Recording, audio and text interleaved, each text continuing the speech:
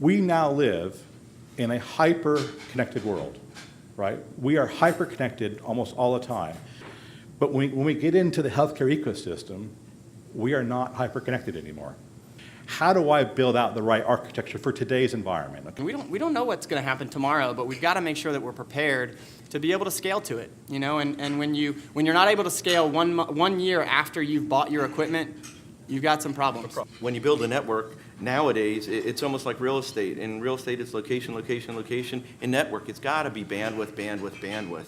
And oh, by the way, configure those switches 100, full duplex, because there's going to be video, there's going to be imagery shipped over it. But you've got to make sure that you've got the ability to support 1,200 wireless devices, everybody known to man.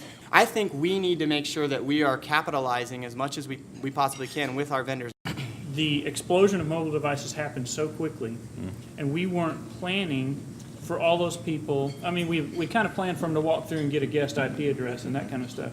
But we didn't think about all the people that are all of a sudden now going to want to connect to our network to like work from home, or a physician that we've now got working with telemedicine, and he's on the side of the road on his iPad connecting back through our system to do that telemedicine session. So really don't let that one slip. The remote access into your company, it really takes a big picture, not just, this nice little thing we can offer. It turns into a big animal if you don't plan for it. Applications are the core of our business. Without those applications, then we're just not able to make any money, and we're not able to really create a lot of efficiencies. I think one of the ways that I look at the investment that our leaders decided to put in for IT is, how can I return that for them, and how can I actually show that it was worth it? And what we've been able to do is we're able to have folks send images to us from Athens or from Augusta or from folks 2.5, 3 hours away.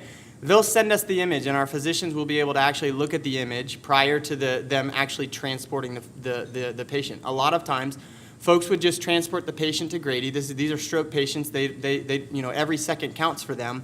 But if they're sending them via transport and they get here and we're not able to help them, sometimes that happens, then we've just wasted $73,000 in transport costs. We now have that patient that we can't help.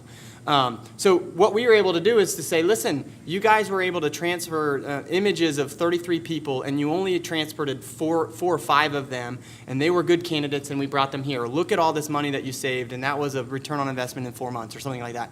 Those are the types of things from an application standpoint that are difference makers, and they actually save money, and everybody looks like they're heroes because we're now not transporting someone and costing their family having to come to Atlanta as well. And those are the types of things that I think I get a little bit jazzed about. Hey, it's real. This is happening, and we're able to save something today because of an investment that we made. And I think we're going to be almost like Microsoft, in where they want more and more RAM to run applications on items. In here, it's going to be an endless request for more and more bandwidth.